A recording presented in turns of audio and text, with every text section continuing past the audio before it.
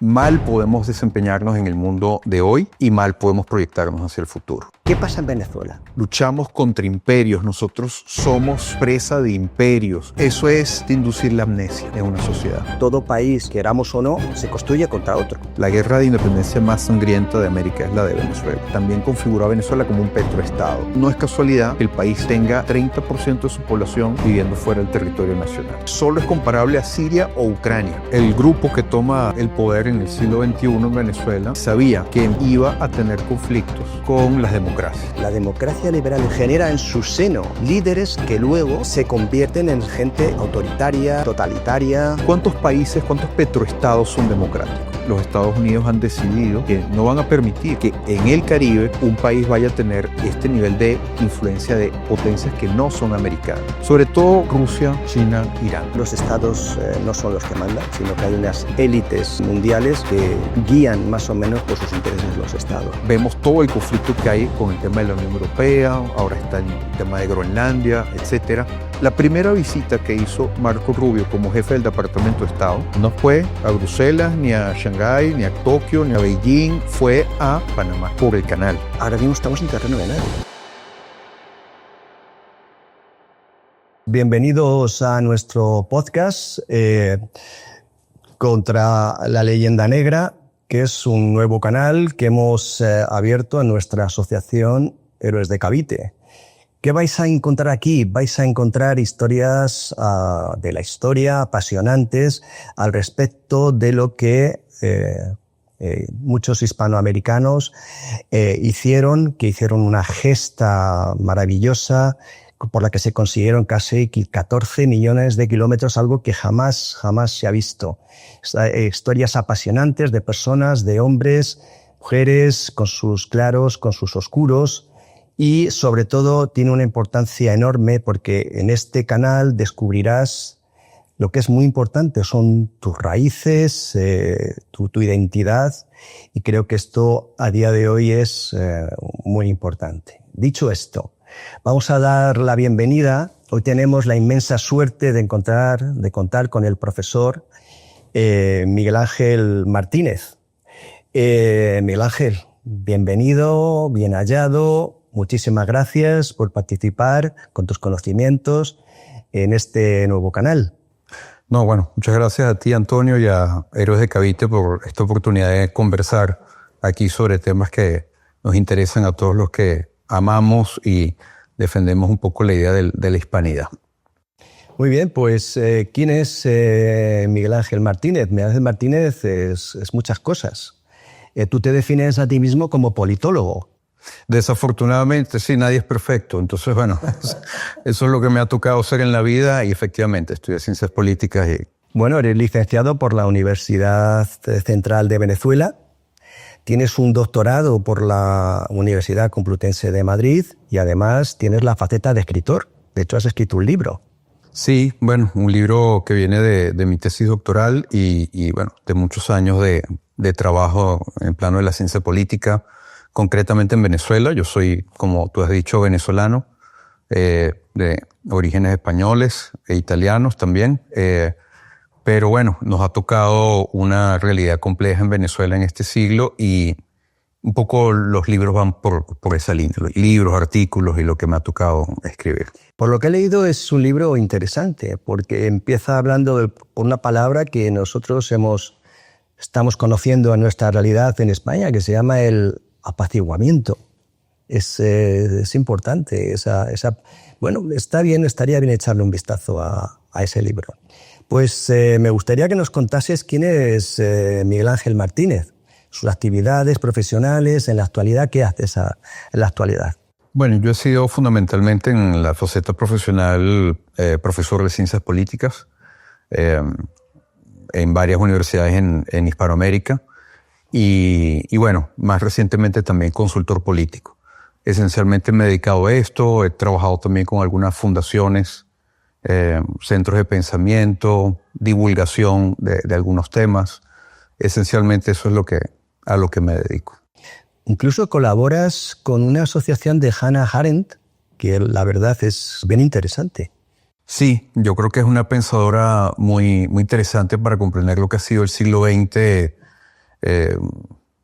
con todas sus vicisitudes, pero también para entender el siglo XXI. Hoy en día es una pensadora muy vigente y siempre me ha interesado su Sí, además tiene frases importantísimas al día de hoy al respecto de cómo se considera ella como ser humano, y la verdad tiene frases demoledoras y alguno que hayamos podido leer alguno de sus libros, es una pensadora indispensable para el siglo XX. Así es. Pudiéramos decir que es una persona que se formó en la teoría política, pero le tocó vivir, como dicen los chinos, tiempos interesantes. Y de alguna manera eso marcó su reflexión muy sobre el pensamiento de la práctica, de la realidad política, hacer teoría política desde la comprensión de lo real y no quedarse solo en una discusión puramente teórica. Bueno, ¿cómo te acercaste a la hispanidad? ¿Cuál ha sido tu proceso de acercamiento a la hispanidad? Bueno, en primer lugar, el hecho de haber nacido y crecido en un país como Venezuela, de hispánico, de habla española, también de tener familia de origen español, y lo que siempre me ha interesado, que es la historia, ¿no? La historia que es un poco, dicen algunos, el laboratorio de la política. Un politólogo que no sabe de historia y de geografía, y diría yo también de economía, difícilmente puede tener una idea de lo que son las realidades concretas, ¿no? en el plano de la política. Ahora, a mí me parecía ya desde niño que la historia que se suele contar en nuestros países, en Hispanoamérica, la historia de cada uno de estos países, por lo general está muy concentrada en la realidad nacional y pudiéramos decir en los últimos 200, 300, quizás hasta 500 años, ¿no? Y sin embargo, cuando vemos eso en lo que es la historia universal, que tu historia sea de pocos siglos, creo yo que le hace a uno perder la perspectiva histórica. Y sobre todo una perspectiva civilizacional, por decirlo de alguna manera. Y creo que no es posible comprender las cosas sin tener esa perspectiva de largo aliento civilizacional. Entonces, creo que para poder entender México, Venezuela, Chile, Argentina, cualquiera de nuestros países, es necesario también comprender España, el periodo de la monarquía hispánica en América de unos 300 años, pero también la historia de España y de Occidente. Si nosotros no tenemos todo ese arraigo, toda esa concatenación, y no entendemos un poco quiénes somos, de qué estamos hechos, mal podemos desempeñarnos en el mundo de hoy y mal podemos proyectarnos hacia el futuro. Sí, porque además, si lo piensas bien, la historia de Hispanoamérica es una historia de enriquecimiento. Quiero decir que la historia que se tuvo en Hispanoamérica es especial y además trufada por la historia que pasó en España. Entonces, quiero decir, a mí casi me parece de una situación civilizatoria como superior, como de haber tenido suerte, digamos, en este sentido, ¿no? Bueno, eso es un poco la perspectiva que, por ejemplo, defendía Vasconcelos, que hablaba de la raza cósmica. Pero bueno, sin entrar en la idea de ponerle definiciones, ciertamente es muy interesante que pudiéramos decir es la sociedad más nueva, claro, a nivel global. La sociedad que se ha hecho, todas tienen algún grado de mestizaje, ¿no? Pero la que tiene el mestizaje más reciente, diría yo que es Hispanoamérica, Iberoamérica en líneas generales. Y siempre es difícil para las sociedades que ya tienen un largo tiempo consolidando una identidad nacional, cómo comprender al mestizo. Porque el mestizo es un poco una mezcla de varias cosas. Y el mestizo está acostumbrado a dialogar con diversas tradiciones, con diversas culturas, porque él mismo es hechura de una mezcla de varias procedencias, y en ese sentido tiende a ser más abierto. Pero las sociedades que tienen mucho tiempo consolidando una imagen nacional o una identidad nacional no se sienten a menudo cómodas con la idea del mestizaje. Entiendo. Y yo creo que el modo de estar del hispanoamericano en el mundo está marcado por eso de forma más o menos inconsciente. Sí, cierto.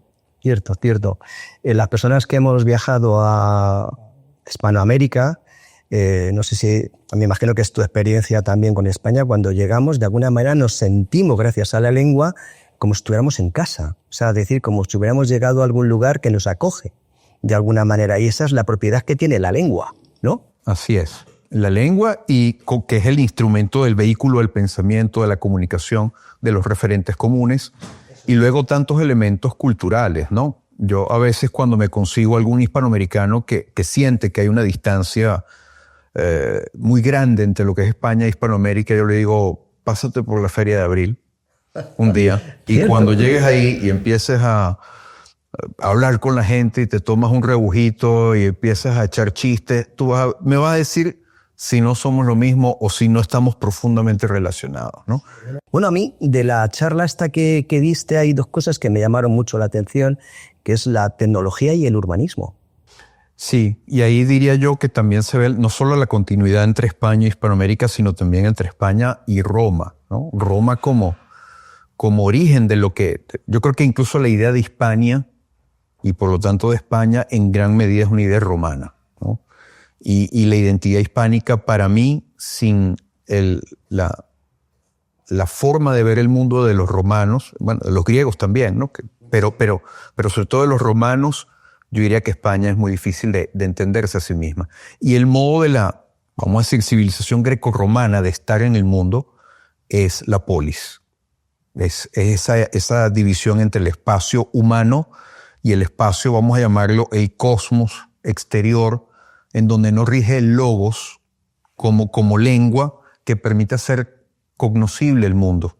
O sea, lo propio de la polis es que ahí impera un logos, una lengua inteligible por los seres humanos que conforman esa polis.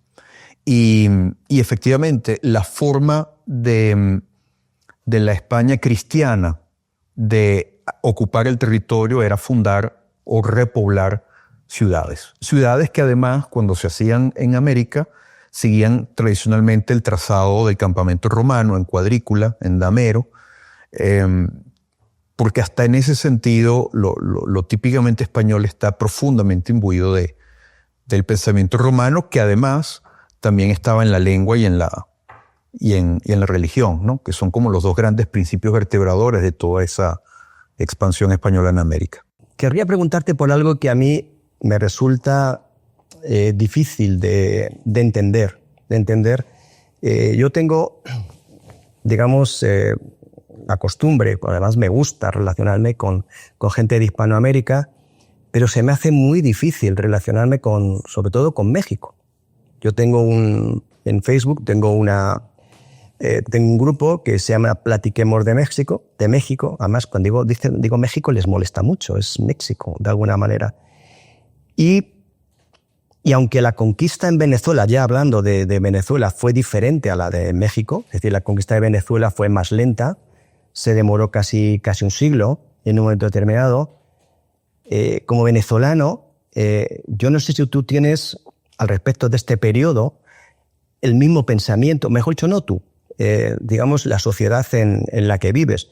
En México tú no puedes decir que la sociedad al respecto de la tecnología, el urbanismo que llegó a Tenochtitlan era, digamos, superior a la que ya había, y entonces hay una idea de la destrucción, digamos, de una tecnología superior. Esto que acabas de comentar al respecto de la polis y el logos, digamos que queda claro cuál es la evolución. Sin embargo, para México no queda claro. Al menos al 60% de la población tú le comentas esto, que son cosas básicas, y no están de acuerdo. ¿Qué pasa en Venezuela? Bueno, aquí ¿Hay la misma idea? Todo esto tiene que ver con la forma en la que nos contamos la historia oficialmente en cada país.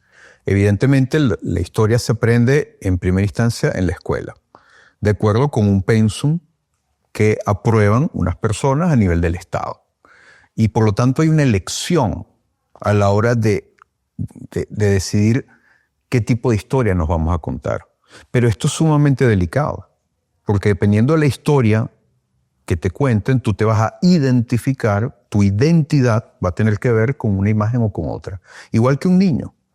Si a un niño tú le dices que no sirves para nada, que torpe eres, es que no le metes gol ni al arco iris, ese niño no va a ser futbolista. Pero si lo estimulas y lo convences de que efectivamente puede jugar al fútbol, cuidado hasta donde llega, ¿no? Bueno, lo mismo, la historia Y también la historiografía en los países de la América Hispana está marcada desde hace más de 200 años por la necesidad de crear la nación. Porque eso es lo importante, ¿no? O sea, en el momento en que se produce la fractura de la monarquía hispánica y América no solo se separa de España, sino que se fractura prácticamente en 20 países diferentes. Cada uno tiene que crear una identidad nueva. Y esto era tan complicado que en la práctica las nuevas naciones corresponden casi de forma idéntica a las antiguas divisiones político-administrativas del Imperio Español. O sea, cuando se independiza Hispanoamérica, no surge el imperio azteca o mexica, no surge el imperio inca, no surge una comunidad mapuche, surge la República de Chile, la República de Perú, los Estados Unidos mexicanos. O sea, corresponden con los virreinatos y capitanías generales que existían previamente. O sea, que la identidad estaba en gran medida marcada por la realidad fehaciente de la monarquía hispánica, pero ahora había que crear una nación a partir de ello. Y entonces ahí viene un relato en donde se hace necesario marcar lo que nos diferencia y no lo que nos une. Entonces llevamos más de 200 años contándonos en qué nos diferenciamos y no en qué nos unimos. Y esto, evidentemente, es de gran provecho para cualquier otro poder a nivel planetario. Sin duda, porque quien maneja tus identidades, en su provecho, lo que está haciendo realmente es manejarte como nación. Efectivamente, efectivamente. Y luego también en la sociedad hispanoamericana se da un salto que se dio en toda Europa también, un salto de la modernidad política, pero que en América hispana es particularmente complejo. Me refiero al paso de una sociedad estamental, plural, dividida en grupos, y además que no eran iguales ante la ley, pasar a un tipo de sociedad de libres e iguales ante la ley. Que bueno, es la modernidad política, pero ese salto a la abstracción, dejando atrás la tradición, es traumático. Y esto lo registran todos los sociólogos europeos del siglo XIX, desde Marx hasta Tocqueville. Nos dicen, esto es profundamente traumático. Y en la América hispana, esto quiere decir que aquello que estaba cohesionado con dificultad y con mucho arte, pudiéramos decir, por los principios rectores de la corona y de la religión de la Iglesia Católica, ambos elementos cohesionadores dejan de estar vigentes. Y empieza entonces que el Estado Nacional. Un proceso de Estado Nacional que también se da en España. Pero cuando vemos los conflictos que existen hoy en día en la política española, nos damos cuenta de que ese proceso no está 100% saldado en la propia España. Exacto. O sea, todavía, y que vemos que cuando se dan capacidades políticas en ciertos territorios para contarse la historia a sí mismos, lo que ha sucedido en el mundo hispánico y pasa hoy en día dentro de España es que las élites locales buscan contar una historia que nos divide y no una historia que nos integra. Eso es, por eso te decía antes que la palabra apaciguamiento a mí me llama mucho la atención. Yo te comentaba esta frase antes al respecto, no sé exactamente, se atribuye a Maquiavelo, pero no sé exactamente quién sufre y acepta la humillación para evitar el conflicto, primero tiene la humillación y luego tiene el conflicto. Es decir, es algo que deberíamos haber aprendido al respecto de lo que estás hablando de España, porque en España parece que seguimos con el fraccionamiento, es decir, eso que ha sucedido en América, ese fraccionamiento, se está realizando en España. Y claro, la política que hemos visto tanto en otros países, no sé si en Venezuela es el caso, pero tampoco quiero andar ahí, es vamos a apaciguar con el objetivo de solucionar problemas. Y digamos, desde tu punto de vista de politólogo, digamos, los apaciguamientos que han sucedido en Europa, que han sucedido en América, ¿dan resultado desde tu punto de vista de politólogo? Porque en España, digamos, tenemos esa situación geopolítica, ¿no? De claro, apaciguamiento. el tema, una situación de apaciguamiento en donde Churchill decía que es alimentar un cocodrilo con la esperanza de que se lo coma uno de último. Entonces, no es buena receta, ¿no? Pero la pregunta es, ¿en qué punto esa que puede servirte al principio? Pero la pregunta es, ¿en qué momento eso se vuelve contra ti? ¿No? Claro. Y claro, digamos que muchos actores políticos, muchas sociedades han enfrentado esos problemas a lo largo de la historia. Esto no es algo que competa a una u otra sociedad, no, pero sí hay momentos en donde tener mayor perspectiva histórica nos permite prever problemas con suficiente antelación. Y por eso es tan grave que, desde mi punto de vista, que nosotros los hispanoamericanos nos contemos nuestra propia historia. Correcto. A partir de 200 años. 200 años. Bueno, desde 1800 para acá. Prácticamente. Y veo como un riesgo muy grave que en España se esté tratando de hacer lo mismo. Porque eso es prácticamente inducir la amnesia en una sociedad. O sea, es perder la perspectiva histórica para quedarnos entonces con la historia moderna y no entender de dónde venimos. Por supuesto que la comprensión de ese pasado civilizacional tiene que ser, no puede ser tendenciosa, tiene que estar abierta a múltiples interpretaciones, pero también tiene que ser rigurosa con respecto a los elementos a los que está trayendo a colación para entender de dónde venimos, ¿no? Y yo diría eso, que nosotros estamos primero en Occidente, luego en el mundo hispánico, y luego somos realidades que, bueno, hace 200 años derivaron en distintos estados nacionales. Entiendo. Pero si vamos a entender lo que significa una nación, en cierto sentido hay una nación panhispánica dividida en varios estados.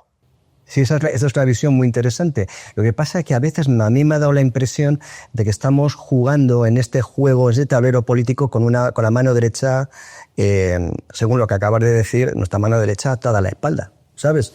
Porque digamos que la leyenda que hay detrás de nosotros, que esconde una realidad bien fea desde el mundo anglosajón, quiero decir, nosotros, tú has dicho, y me parece bien, que tenemos que contar la historia con una cierta, es decir, con rigurosidad, ¿vale? Pero los libros en contra, digamos que son numerosos, digamos que no cuentan esa verdad aposta. Es decir, no entiendo cómo, por ejemplo, hace poco tiempo estuve escuchando que, no sé si en Oxford o en Cambridge, hay periódicamente unas conferencias de la intolerancia religiosa en España. Eso tiene que ser tendencioso y eso es políticamente incorrecto o correcto, digamos, en Inglaterra. Nosotros, estamos actuando desde el punto de vista de nuestra cultura, desde un punto de vista de nuestra cultura buenista, o porque somos, digamos, como hispanos, somos así. Pero ¿no estaría bien un poco también de ser un poco, de pasar un poco esos límites? ¿Sería tan malo eso? No, yo creo que, a ver, justamente lo propio del pensamiento, del ejercicio del pensamiento, es pensar desde donde uno está situado, desde la realidad que uno observa, que a uno le concierne. Eso es lo que hace todo verdadero pensador, más allá de que evidentemente estudie, lea, se familiarice con todas las fuentes y las versiones que pueda haber, ¿no? Entonces, yo diría que en el mundo hispánico evidentemente es muy conveniente que nosotros podamos también manejar otras lenguas importantes para conocer otras realidades y ver cómo otros pueblos cuentan su realidad y la de otros. Exacto. Pero lo que nosotros no podemos hacer es abdicar de la posibilidad de pensar nosotros mismos nuestra realidad. Porque todo país que adquiere una posición de preeminencia, o toda sociedad, todo poder político que adquiere una posición de preeminencia en el mundo, lo hace porque tiene una idea muy clara de quién es y de qué puede hacer en el mundo. Quien no sabe lo que es o quien duda de sus propias capacidades, esto como persona, pero también como sociedad, no puede proyectar poder. No puede reunir ni proyectar poder. Cuando vamos a ver, por ejemplo, para hablar de la realidad hispanoamericana, la manera en la que se desarrolla la política exterior de cualquiera de estos casi 20 países es básicamente defensiva.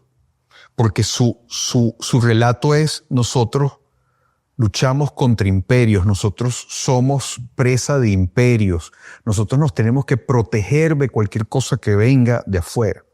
Pero muy pocos piensan en términos de cuál es el papel que pueden desarrollar en el mundo. Brasil lo hace, por ejemplo, pero Brasil tuvo una independencia muy distinta a la de las naciones hispanoamericanas. Se mantuvo monárquica por muchas décadas y no se fracturó. No se fracturó. Entonces, es un país grande, conserva no tuvo esa ruptura traumática con el pasado, integran el pasado en su propia realidad contemporánea y por eso tienen una forma de proyectarse hacia el futuro. Nos podrá gustar, podemos aprobar, ¿no? Pero la tienen, ¿no?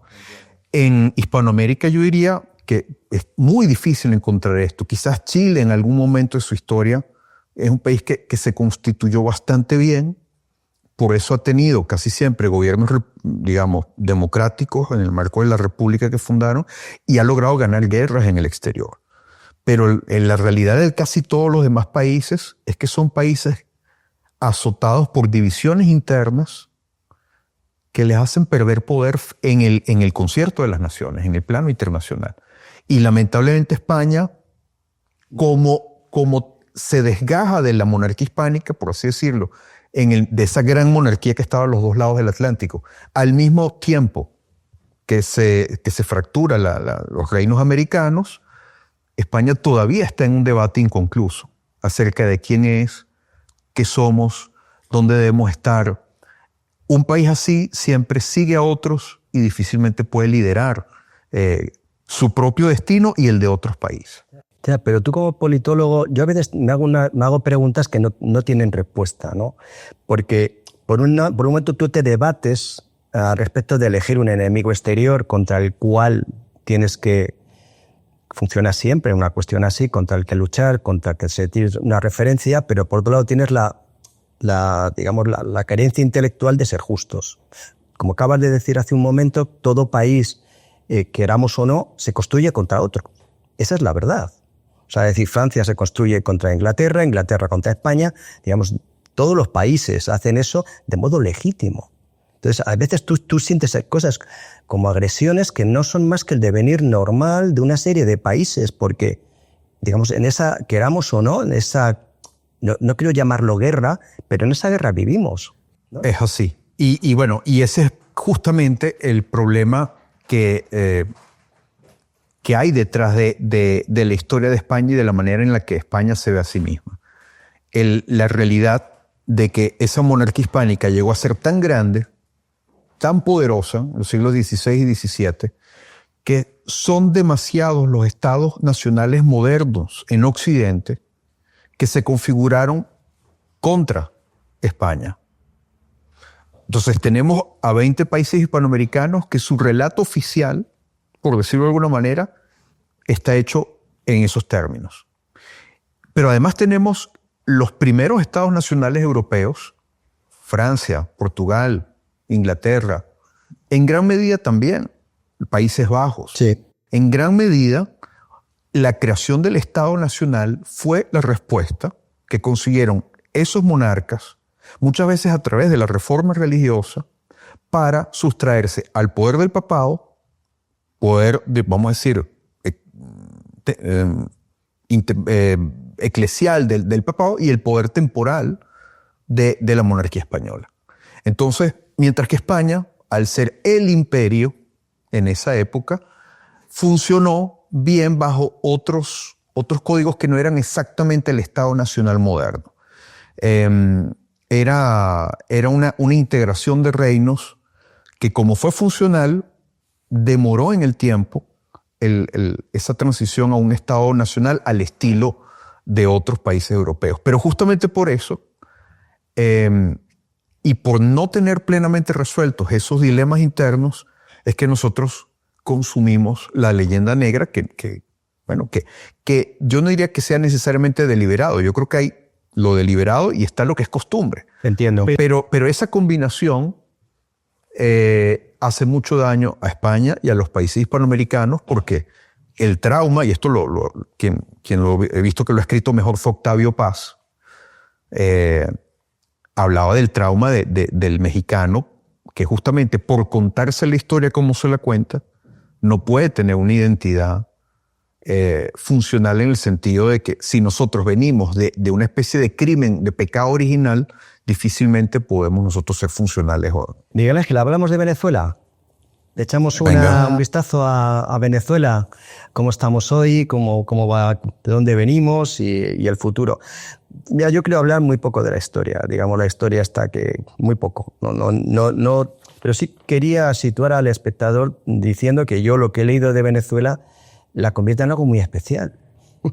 Es un lugar muy especial.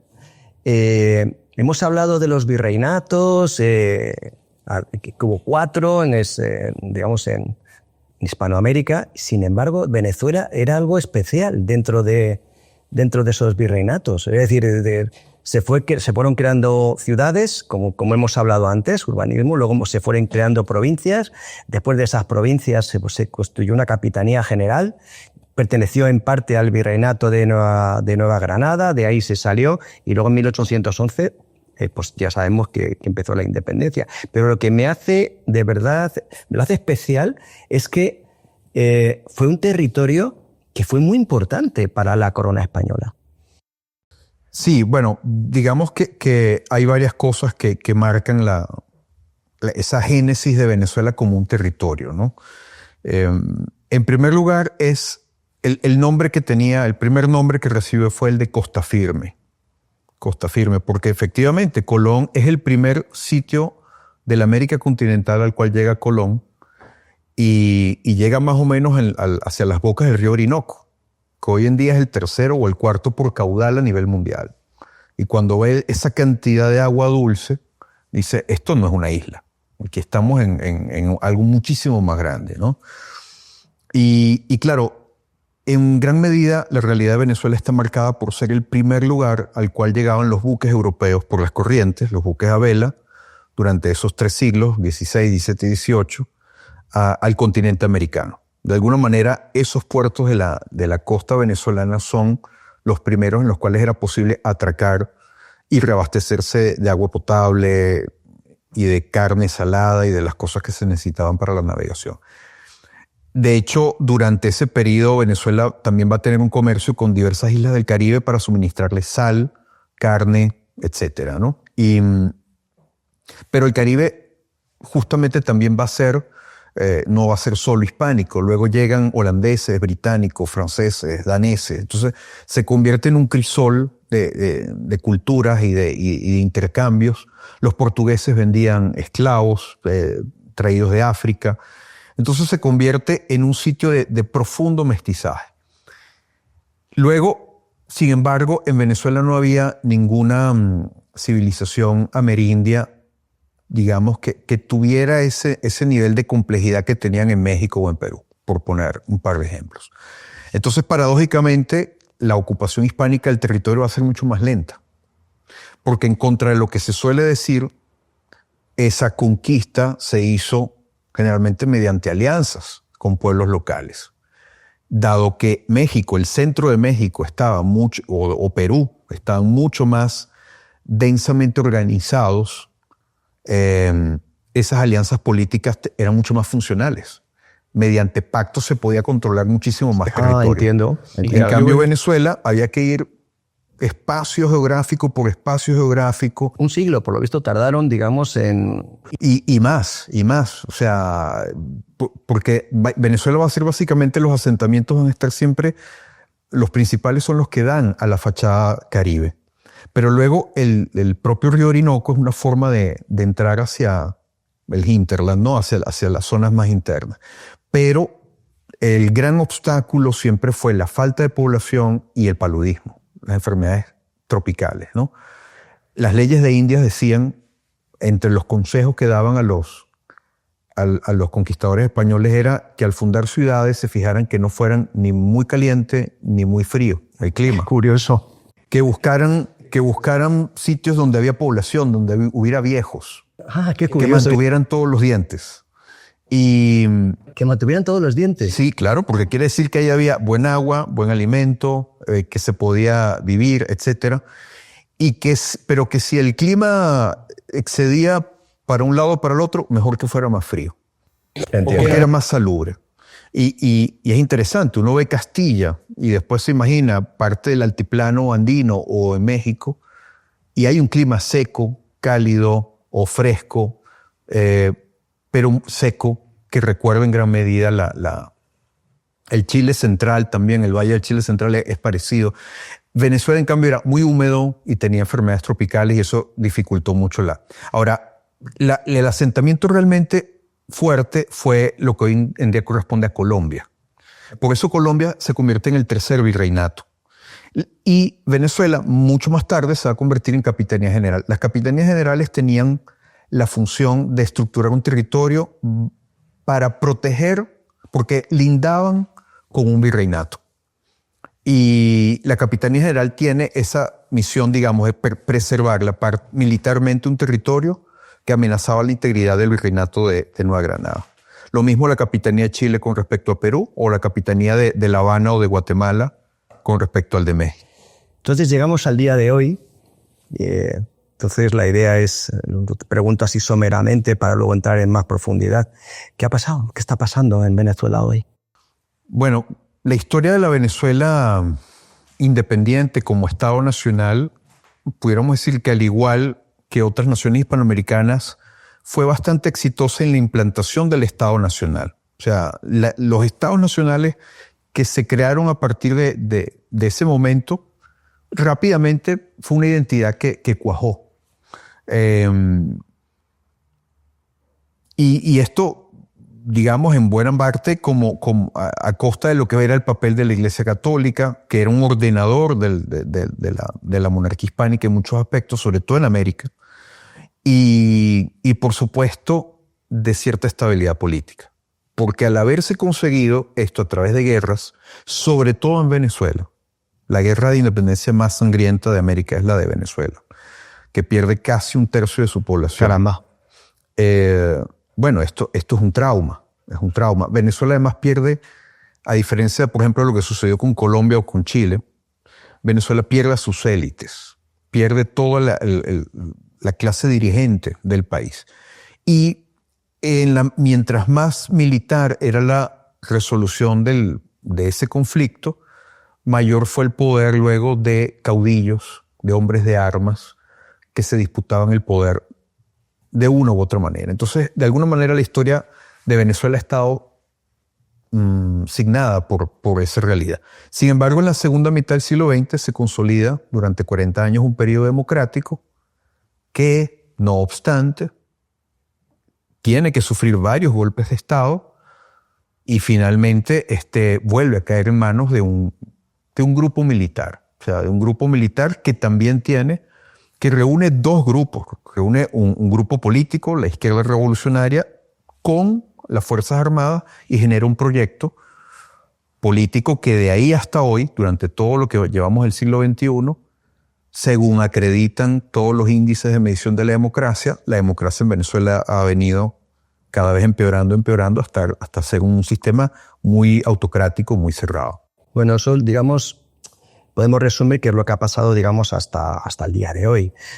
Yo recuerdo que allá en la prehistoria, cuando yo estaba haciendo el servicio militar, me tocó hacerlo en Canarias y mucha gente que no quería hacer el servicio militar se iba a Venezuela. O sea, muchos canarios iban a Venezuela porque era un país donde se vivía fenomenal, había un nivel de vida muy alto y muchos de ellos, según me contaban, no solo se iban allí para evitarlo, sino que además se quedaban. Es decir, que debe haber una población española en Venezuela donde se vivía, según he entendido, pues muy bien. O sea, es decir, como tú dices, se entiende que durante el siglo XX se ha consolidado como una nación próspera, una nación que la gente vivía muy bien y, digamos, y hemos derivado lo que acabas de comentar, ¿no? Un conflicto de la sociedad en el que hemos llegado hasta el día de hoy, digamos, y que necesita un análisis. Quiero decir que en el 2025 hemos empezado, como se ha empezado, y eso es, digamos, necesita un análisis al respecto de lo que estamos hoy y lo que va a suceder mañana, ¿no? Claro, ahí hay que también señalar que Venezuela tiene muchísimos recursos naturales, es uno de los países con mayor cantidad de recursos de toda índole, pero el gran boom económico tiene que ver con la riqueza petrolera. Y ese país que quedó durante todo el siglo XIX prácticamente destruido, que le costó mucho tratar de reconstruirse después de esas guerras en las que pierde un porcentaje muy grande de su población, súbitamente a principios del siglo XX recibe como una inyección de dinamismo tremenda por el valor que cobra el petróleo a nivel mundial. Entonces, así como su posición geográfica había definido en gran medida su rol durante los tres siglos de monarquía hispánica, en el siglo XX va a ser su condición de país exportador de petróleo. Eso va a hacer que Venezuela tenga una riqueza muy grande, en un principio administrada por gobiernos militares, dictaduras, luego por gobiernos democráticos en la segunda mitad del siglo XX, que atraiga mucha inmigración, de la cual una parte muy grande efectivamente eran españoles, sobre todo canarios y gallegos. De hecho, la presencia canaria en Venezuela viene desde el periodo monárquico. Hay, por ejemplo, los países andinos, Colombia, Perú, Chile, tuvieron gran influencia de vascos y de cántabros. Pero Venezuela estaba poblada casi totalmente por canarios. Había unas minorías de vascos y de otras partes de la península, pero lo canario era lo identitario prácticamente. Y de hecho el acento nuestro, igual que el cubano, es en gran medida similar al acento canario por esa razón. Sí, cierto. Y así como Cuba fue fundamental, por ejemplo, para el desarrollo de Asturias y de partes de Galicia, Venezuela sería después, a mediados del siglo XX, muy importante para la recuperación económica de zonas como Canarias o Galicia. Y efectivamente, los canarios llaman a Venezuela la octava isla, porque hay muchísimo ir y venir entre Canarias y Venezuela. Ahora, esa riqueza, claro, por un lado muy bueno, pero lo otro es que también configuró a Venezuela como un petroestado. ¿Y eso qué quiere decir? Que quien controla el Estado, en gran medida controla la renta petrolera. El petróleo fue nacionalizado en el año 75-76 y desde entonces ha sido una herramienta en manos de los políticos que puede ser bien usada o puede ser mal usada. Y lamentablemente en este siglo pues ha sido usada para un proyecto político que, entre otras cosas, ha establecido muchos vínculos con regímenes no occidentales y no democráticos. Entonces, eso geopolíticamente ha sacado a Venezuela de lo que era su, por así decirlo, ecosistema geopolítico natural, que era estar en el marco de las naciones hispanoamericanas, de buenas relaciones con Europa, Norteamérica, etc. Y nos ha metido en el ojo del huracán de ese gran conflicto geopolítico mundial que estamos viendo hoy en día. Y que hoy en día tiene alarmado a todo el planeta, ¿no? Nosotros llevamos padeciendo eso desde hace más de 20 años y por eso no es casualidad que el país tenga en este momento al 30% de su población viviendo fuera del territorio nacional. Y que haya sufrido, o sea, estamos hablando de un porcentaje que solo es comparable a Siria o Ucrania, que son países que han sufrido gravísimos conflictos bélicos. Entonces, no se va el 30% de la población de un país si no está pasando algo muy gordo allí.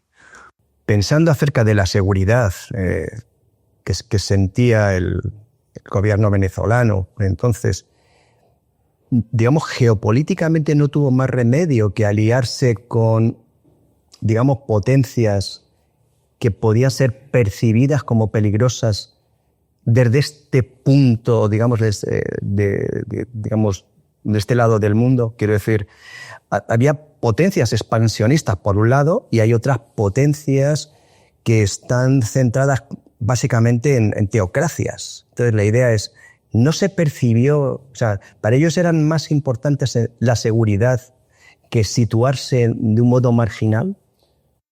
El problema es que el grupo que toma el poder en el siglo XXI en Venezuela sabía a lo que iba. Sabía lo que iba y sabía que en virtud de esos objetivos políticos iba a tener conflictos con las democracias. Y en el fondo ese es uno de los grandes parteaguas que estamos viendo en el mundo hoy en día. Casi todos nosotros, los que estamos vivos hoy en día, hemos vivido unos últimos 30 años que yo diría han sido en general bastante positivos, no en Venezuela, pero sí en general en el mundo. Son 3 décadas durante las cuales el hambre ha retrocedido mucho en el planeta, la población ha crecido de manera importante, muchos países pobres han logrado sacar ciertas clases medias, la pobreza ha logrado ser combatida a nivel mundial y la democracia se expandió. Pero en los últimos 5 o 6 años lo que estamos viendo es que hay un retroceso de las democracias a nivel mundial. Las autocracias y los regímenes híbridos que son autoritarios están volviendo a ganar mucho terreno.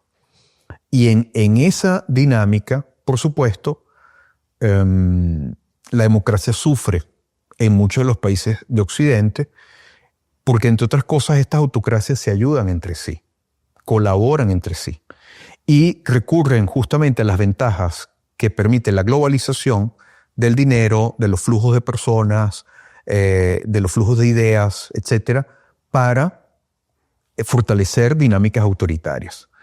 En ese contexto, cuando además se produce algún tipo de simbiosis entre política y crimen organizado, como ha sucedido en Venezuela, el cóctel es explosivo. O sea, llega un momento en donde un país completo y su riqueza puede ser usado como una ficha geopolítica para apuntalar agendas de proyección de poder, no solo de regímenes autoritarios, sino también de actores criminales transnacionales. Y de alguna manera eso es lo que explica por qué estamos viendo lo que está pasando en Venezuela. Ya, pero a mí hay algo que siempre me hace pensar cuando veo estas situaciones de Venezuela, pero que puede suceder en cualquier parte del mundo, y es: ¿la democracia liberal es tan lábil? No débil, lábil, quiero decir, genera en su seno, de modo democrático, personas, líderes que luego, en función de lo que acabas de decir, se convierten en gente autoritaria, totalitaria. Entonces dices, no, según tu opinión de politólogo, no hay líneas rojas, o es un mal endémico de los países hispanos, porque tú ves más estabilidad, más líneas rojas en Estados Unidos o en Inglaterra. No lo sé, esto es una pregunta que te hago porque no soy experto en esto. Pero es un mal endémico nuestro, que no haya líneas rojas que eviten que no seamos una democracia, no sé, que en vez de una democracia seamos una partitocracia que permite llegar al poder a gente de este jaez. Bueno, es una pregunta súper compleja, ¿no? Pero, a ver, claro que hay líneas rojas muy claras, ¿no? Lo más grave es la concentración de poder. Cuando vemos que un actor que puede llegar de forma democrática a manejar las riendas del Estado logra controlar, tiene unas cortes o un Congreso muy dócil, cuando puede cambiar las normas con facilidad, cuando tiene control sobre el Poder Judicial, si además sucede que el país no tiene una economía diversificada, como es el caso de Venezuela, el petróleo es fundamental y puede echarle mano a ese recurso fundamental. Por eso hay tantos. ¿Cuántos países, cuántos petroestados son democráticos? Bien, sí, claro. Solo Noruega. Todos los demás son autocracias, ¿no? ¿Por qué? Porque es muy fácil acumular mucho poder si el poder económico está concentrado en el Estado. Entonces, la concentración del poder es el indicio más claro. Y por eso mantener el poder dividido es uno de los principios axiales de una democracia liberal representativa moderna. Entonces, cuando vemos los países que son un poco más inmunes, lo que vamos a ver es que el poder nunca está demasiado concentrado en nadie. Eso es lo que hace que los ciudadanos podamos tener herramientas para detener las cosas, ¿no? Y por eso hay que cuidar mucho esos pesos y contrapesos al poder. Y bueno, eso fue quizás lo que en Venezuela no... Yo no diría, a ver, que esto es un mal necesariamente hispánico, pero sí creo, y esto lo conecto con el tema de la leyenda negra, sí creo que en la medida en que uno... o sea, hay ciertos... Que querría desmentirlo. Porque querría desmentirlo. O sea, que aunque lo parezca de lo contrario, Miguel Ángel, yo quiero desmentirlo. O sea, quiero decir que nosotros no tenemos en nuestros genes algo que nos lleve a la corrupción. No. Eso es una... que quiero desmentirlo. No, eso por es supuesto cierto. que no. El problema es a ver, eso es uno de los graves errores que vienen asociados al tema de la leyenda negra. Pensar que hay algo así como una especie de ADN de la corrupción.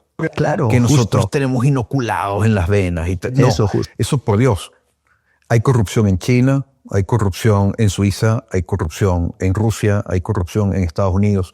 En cualquier país puede haber corrupción. Es una cuestión de que se creen las oportunidades para ello.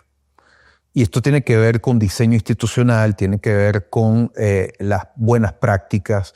Donde hay buenas prácticas, es mucho más difícil que pueda haber, por ejemplo, corrupción. Tenemos casos de países como Uruguay, como Costa Rica, como Chile, que tienen estándares democráticos que califican mejor que muchas naciones europeas, por ejemplo. Sí. O sea, esto no tiene ni tiene que ver solo con unos recursos naturales. En pocas palabras, no hay un determinismo para nada, ni siquiera en lo institucional. Es una conjunción de factores. Pero el punto es que si nosotros pensamos que tiene que ver con una especie de ADN o de pecado original, una mácula que no nos podemos borrar de encima, entonces no vamos a hacer lo que hay que hacer. Al contrario, es muy fácil que justamente los líderes que pregonan el tema de la leyenda negra sean el tipo de líderes populistas que muchas veces acarrean o propician mucha mayor corrupción. Claro. Porque siempre hay un chivo expiatorio al cual echarle la culpa. Exacto, esa es la idea. Y es que es algo que he escuchado frecuentemente entre, desgraciadamente, personas que trabajan aquí en España, incluso son líderes de opinión, que son hispanoamericanos, que de alguna manera nos acusan de tener ese ADN defectuoso. Y Miguel Ángel, hay algo que a mí me duele en el corazón. No hay ni un solo español que se levante para reprocharle la conducta. Claro, porque nuevamente es algo así como dime cómo te cuentan la historia en la escuela y te voy a decir la autoestima nacional que vas a tener. Y te manejan con eso. Claro. Entonces, pasemos al siguiente asunto. ¿Y a partir de ahora qué? Con la situación que hay. ¿A partir de ahora qué? ¿Tú cómo lo ves? Bueno, ahora estamos viendo que, como te contaba antes, o sea, Venezuela, o sea, el mundo está siendo arrastrado hacia un cambio de orden internacional. Y a los venezolanos nos tocó entrar en ese juego hace mucho tiempo. O sea, lo que hoy en día Venezuela ocupa mucho centimetraje en la prensa. Y lo ha hecho en otras oportunidades. Pero en realidad esta historia tiene más de un cuarto de siglo. Esta deriva por la cual, este camino culebrero por el que nos terminamos metiendo. Y ahora, cuando esa reconfiguración del orden mundial está llegando a un punto crítico, por supuesto, de repente nos damos cuenta de que Venezuela es uno de los puntos de fricción en donde todas esas grandes agendas, las agendas de los Estados Unidos, de Rusia, de China, de Irán, de la Unión Europea, entran en colisión. O sea, es la prueba de concepto hoy por hoy que está mostrando al mundo qué es lo que está pasando en realidad en este juego geopolítico, lo que tú estás diciendo. En gran medida sí. O sea, lo que pasa en Venezuela es un indicador de lo que está pasando en el mundo en gran medida. Y sobre todo de las fuerzas que están en choque ahí. Lamentablemente los venezolanos hemos sido un poco los que hemos sufrido las consecuencias de esos grandes problemas. Y nuevamente, recuerdo el hecho, como prueba empírica, no se va a la tercera parte de la población de un país si no está pasando algo muy gordo. En estos 20 años nosotros hemos visto dispararse las tasas de homicidio por cada 100.000 habitantes. Luego han bajado, pero llegamos a estar durante muchos años entre los 3 primeros a nivel mundial. hemos visto el PIB contraerse casi un 80% en una década. Hemos visto el peor ciclo hiperinflacionario que ha tenido las Américas, junto con el de Nicaragua entre los años 80 y 90, enorme, por más de 5 años y unas cifras imposibles de registrar. Pero todo esto tiene que ver con un proyecto que de alguna manera se puso de espalda a lo que es nuestra identidad, nuestra vocación de ser un país occidental, vinculado con democracias, etcétera, y meternos en otro. Pero en este momento lo que estamos viendo es que justamente los Estados Unidos han decidido que no van a permitir que en el Caribe, que es una zona de influencia, un país vaya a tener este nivel de influencia de potencias que no son americanas y sobre todo que son potencias autocráticas, ¿no? Sobre todo Rusia, China, Irán. Claro, eso es muy interesante, eso que acabas de... Porque no sé si es tu caso, yo digo que sí es el mío, ¿no? Que tenemos ahí tenemos una ambivalencia de sentimientos. Por un lado estamos felices, de alguna manera, de que obviamente Venezuela inicie un camino a la esperanza, ¿no? A la vuelta, digamos, a lo que estás contando, vuelva un poco a su sitio en el mundo, su sitio democrático, su sitio geoestratégico en el mundo, ¿no?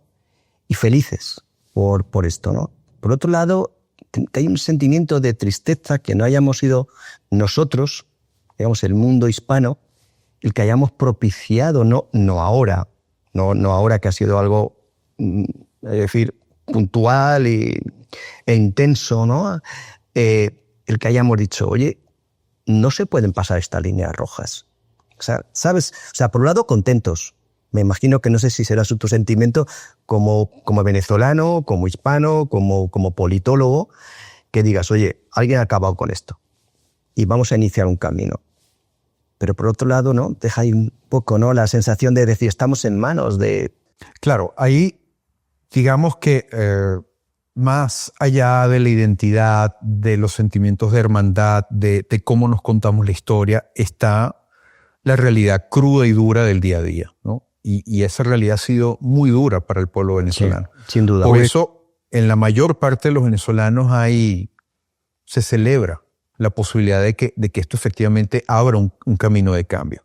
Pero no cabe duda de que es triste llegar hasta este punto. Sí. Nos hubiera gustado nunca haber caído en este atolladero de la historia. Pero nuevamente, o sea, justo ahí está el problema de cuando un país se suicida. Y yo creo que ese es el problema que tenemos que ver todas las naciones hispánicas. O sea, nosotros somos siempre nuestros peores enemigos. Yo creo que eso es muy importante. O sea, toda potencia, todo país ordenado tiende a convertirse en potencia y toda potencia tiende a proyectarse de una u otra manera hacia el exterior. ¿Y sobre cuáles va a actuar? Sobre aquellos países que no están bien ordenados, aquellos países que no son funcionales. Pero entonces ahí el punto, a ver, nosotros no podemos controlar lo que hagan otros, pero lo que sí deberíamos hacer nosotros es tener la casa limpia, tener la casa ordenada y ver cómo, o sea, entender cómo funciona el poder a nivel nacional y a nivel global. ¿Para qué? Para ser países poderosos y no países débiles. Porque si un país que ya viene de la división de una unidad política mayor, se quiere todavía seguir dividiendo en países más pequeños, por supuesto que todos esos países van a ser más vulnerables todavía frente a otras potencias.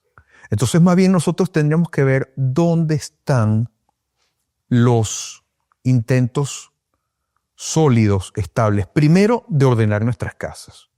No sacar 4 pisos de uno, ¿no? Porque lo que hacemos es construir cuchitriles. Entonces, al revés, ¿cómo más bien podemos pensar en ampliar lo que tenemos? Pero primero es ordenarlo, que funcione. Y luego podemos quizás asociarnos con aquellos que son más cercanos a nosotros, con los que tenemos una identidad, una historia común, para ser funcionales, para tener mayor peso en el mundo. Pero ahí creo yo, el problema tiene mucho que ver con la dirección política. La dirección política puede enrumbar un país en una dirección hacia una mayor grandeza o puede, por el contrario, condenarlo a una crisis crónica, ¿no? Y ahí es muy importante que para que los países hispánicos podamos hacer eso, lo primero que hay que conjurar es la leyenda negra. Sin duda. Porque ahí están todos los complejos que nos hacen tropezar con la misma piedra una y otra vez. Sin duda. Tengo dos últimas preguntas y con esto, digamos, ya acabé este momento súper agradable para mí. El hablar contigo, Miguel Ángel, igualmente. es un placer. Dos últimas preguntas. Una tiene que ver con Trump. Digamos, más que nada, si tú crees que ahí en su mente hay una dirección que además no esté emponzoñada por los lobbies o por los élites MAGA, sí, no sé. Y luego la última pregunta tiene que ver que qué impacto desde el punto de vista geopolítico tiene lo que está sucediendo. Ya lo has contestado hace un rato de modo muy claro y muy preciso, pero bueno, si lo puedes ampliar desde el punto de vista geopolítico, ¿qué tiene que ver esto con el equilibrio de fuerzas en el mundo? Y sobre todo hay algo también, pero que quizás eso sea para hablarlo en otro momento, no forma parte de la pregunta, es que ya, según tu opinión de politólogo, con esto acabamos, digamos, ya los estados no son los que mandan, sino que hay unas élites mundiales que guían más o menos por sus intereses a los estados. Con esas, digamos, tres preguntas acabamos, Miguel Ángel. Bueno, yendo de atrás hacia adelante, ¿no? Siempre ha habido élites que controlan, digamos, que tienen una posición de mayor preeminencia dentro del ordenamiento de un país, ¿no? Hacen valer aquello que los convierte en élites. Puede ser el conocimiento, puede ser el control, la propiedad del territorio, puede ser el manejo de una ideología o de una religión, puede ser el control de recursos económicos. Siempre hay grupos que tienen mayor acceso a esas herramientas de poder y lo usan. Hoy en día estamos viendo que esas élites tienen unas características propias de esta época. O sea, ahora, digamos que eso es nuevo la forma, pero no es nuevo el hecho de que existan, ¿no? Claro. Eso por un lado. Por otro lado, uno podría hacer juicios de valor acerca del Trump, su visión del mundo, etc. Mi comentario va a ser muy, muy realista, ¿no?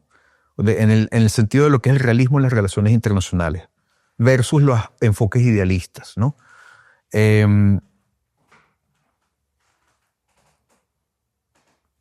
Un país es potencia por una razón muy sencilla, porque puede serlo, porque tiene poder, y poder no es solo un sustantivo, es también un verbo. O sea, es poder hacer cosas. Entonces, un país que puede hacer muchas cosas, las va a hacer. El orden internacional fundado en normas que hemos conocido durante las últimas décadas fue fundado por los Estados Unidos, sobre todo después de la Segunda Guerra Mundial. Pero, ¿qué está evaluando Trump? Que ese orden no le funciona en los términos que le funcionaba anteriormente a los Estados Unidos. Y que otros países, pues, quizás no lo respetan demasiado. Entonces dice, bueno, ¿para qué lo voy a respetar yo? Y es un gran debate dentro de los Estados Unidos. ¿Debería Estados Unidos manejar su influencia en el mundo a través de normas, del propio sistema de normas que impulsó en el siglo XX, o tiene sentido volver a una política de, digamos, a la realpolitik, al manejo de poder y a una especie de equilibrio de poder con otras grandes potencias? Bueno, en el caso de Trump ha optado más bien por lo segundo. Y frente a eso, vemos todo el conflicto que hay con el tema de la Unión Europea, ahora está el tema de Groenlandia, etc. Pero nuevamente aquí Europa, la Unión Europea, está confrontando algo que quizás a los hispanoamericanos nos ha tocado confrontarlo desde hace mucho tiempo. Que es decir, tienes una relación con el hegemón occidental, que es los Estados Unidos, pero en cierto sentido tu seguridad ha estado o había estado subsidiada a esa potencia por mucho tiempo. Y hoy de repente es cambia las normas y te das cuenta de que, bueno, pero ¿qué tienes tú que sea tuyo? Que dependa de tus propias decisiones. Resulta que no tienes una autonomía en materia de defensa suficientemente sólida. Lo mismo en el plano de la economía global. O sea, Europa está quedándose atrás en el plano de la innovación tecnológica. Hay un problema demográfico que no sufren otros continentes, que lo sufre Europa más que cualquier otro, y eso afecta naturalmente las asignaciones del presupuesto público, las finanzas públicas. Entonces, yo lo que veo en Trump es una política que se podrá cuestionar o no, pero para mí no es tan improvisada como dicen sus críticos. Yo creo que hay una lógica muy clara en donde quiere, primero, retirar los compromisos que ha asumido en muchas partes del mundo en materia de seguridad y defensa, de favorecer el comercio, y está operando más como un Estado nacional y menos como un policía del mundo. Y quiere concentrar esfuerzos en lo que llama la geopolítica clásica el área de influencia, que es el continente americano. Y en ese sentido, el Caribe es fundamental. La primera visita que hizo Marco Rubio como jefe del Departamento de Estado, el primer hispano en ocupar una posición como esta, fue a Panamá. No fue a Bruselas, ni a Shanghái, ni a Tokio, ni a Beijing. O sea, fue a Panamá. ¿Por el canal? Por el canal, que estaba ya prácticamente cayendo en manos de los chinos. Y ellos dijeron, no, el canal lo construimos nosotros y tiene que seguir abierto para nosotros. Y Venezuela es un país que ocupa una fachada del Caribe muy importante. Entonces, lo que estamos viendo es una cierta aceptación por parte de los Estados Unidos de que otros países puedan, potencias, tener una cierta área de influencia, pero al mismo tiempo, digamos, se retrotrae a lo que le resulta más cercano. La gran pregunta en este sentido es para el resto de Occidente. Hispanoamérica por un lado y la Unión Europea por el otro. ¿Qué se puede hacer en un contexto como este? Y yo creo que ese es el debate que de alguna manera hay que dar, porque Trump puede salir en unos años. Pero la pregunta es, la vulnerabilidad que se ha hecho evidente en materia de seguridad y defensa, de potencia económica, de vanguardia tecnológica en Europa, o las vulnerabilidades que estamos viendo en Hispanoamérica, ¿las vamos a resolver nuestros países o vamos a seguir, digamos, dependiendo de otros países? Entonces, yo creo que esto es un llamado, lo veo yo así, porque lo quiero ver útil. No quiero simplemente que nos lamentemos y ya, y decir, oh, qué barbaridad, qué horror. Yo lo que creo es que lo que hay es que tomar cartas en el asunto y decir, nuestros países tienen que estar bien ordenados para ser países que proyectan poder y no países que se convierten en el objeto de poder de grandes Pero potencias. para tener ese poder deberíamos estar unidos. Digamos, 600 millones de personas unidas. Cuidado con ellas, ¿eh? Por eso te preguntaba ya como pregunta final, ¿cómo ves tú esto con respecto, digamos, globalmente con respecto a la hispanidad como última pregunta? ¿Cómo lo ves? Yo creo, y me parece fantástico concluir con esto, primero, la hispanidad tiene que entender qué es la leyenda negra, tiene que superar la leyenda negra para poder tener, por así decirlo, una autoestima sólida, nacional. Pero no solo nacional, quiero decir la nación hispana, por decirlo de alguna manera. Y esto no es solo algo que compete a España, como pueden pensar muchas veces los hispanoamericanos. Compete también a los hispanoamericanos, porque tenemos un origen común. Todos, España y los países hispanoamericanos, derivan de una misma unidad política que existió hace 200 años. Entonces, entender eso es muy importante. Entender cuál es la base de nuestra antropología cultural. ¿Qué somos nosotros? Porque podrá haber gente que es liberal, podrá haber gente que es conservadora, podrá haber gente que es socialista, pero todas estas orientaciones políticas generalmente parten de una antropología cultural importada. Interesante. Desde mi punto de vista. Sí, interesante. Todos están estudiándonos desde el punto de vista de otros, de cómo nos ven anglosajones, franceses, alemanes o rusos. Y nosotros tenemos que tener una reflexión un poco más original desde nuestra propia realidad, para entender quiénes somos, qué significa la libertad o la igualdad o la solidaridad en clave hispánica, en esa realidad cultural que nos caracteriza. En la medida en que conjuramos la leyenda negra y nos conocemos mejor, yo creo que es fundamental que eso se transforme, que tenga un impacto en la historia oficial, en los textos escolares, y que nos contemos una historia que sea útil para ser naciones poderosas. No útil para autoflagelarnos, para decir qué malos somos, qué malos fuimos, qué malos vamos a ser y cómo tenemos que copiar a otros. No, yo creo que la historia tiene que ser contada para entender, si volvemos al ejemplo que usaba antes de un chico que juega al fútbol, decir, bueno, mira, tú juegas lateral derecho y aquí, pues, la has cagado. Entonces, ¿cómo no la cagas? O sea, estudia tu cuestión y estudia en dónde tienes fortaleza para ser un mejor lateral derecho. Sí, pero yo te preguntaba, y digamos con esto ya vamos terminando, digamos, desde el punto de vista geopolítico, desde tu análisis geopolítico, ahora mismo estamos en terreno de nadie.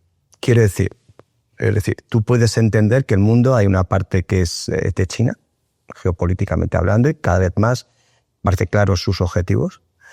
Hay una parte que es Rusia, que digamos hay una parte que tiene claros sus objetivos, hay otra parte que es Estados Unidos, tienen claros sus objetivos. Cada vez la Unión Europea pinta menos, no sabemos todavía cuál es su juego, no lo sabemos muy bien. Pero ¿dónde estamos nosotros? Bueno, lo primero es saber quiénes somos. En cuanto uno sabe quién es, puede entender mejor qué pinta y qué puede pintar en el mundo. Pero hay algo que sí me parece claro. En general nosotros somos Occidente. Es común en el norte de Europa o en Norteamérica que Hispanoamérica e Iberoamérica no sea vista como parte de Occidente. Eso es un debate, pero para mí no cabe ninguna duda de que somos parte de Occidente. Eso es. Tenemos particularidades como la tienen todos, pero somos parte de Occidente, hablamos lenguas occidentales, nuestras creencias son fundamentalmente occidentales, nuestra forma de organizar el mundo es occidental. Entonces, lo primero para saber dónde estamos es que nosotros somos unas ramas dentro de un mismo árbol, un mismo tronco que es Occidente.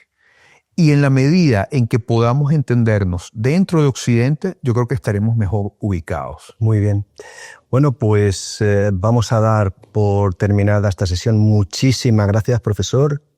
Ha sido una experiencia enorme y nada, que espero que esto se repita en breve. Con gusto. Para mí un placer, Antonio. Muchísimas gracias a ti y sobre todo a Héroes de Cavite por la invitación y nada, estaremos en contacto. Muy bien, muchas gracias.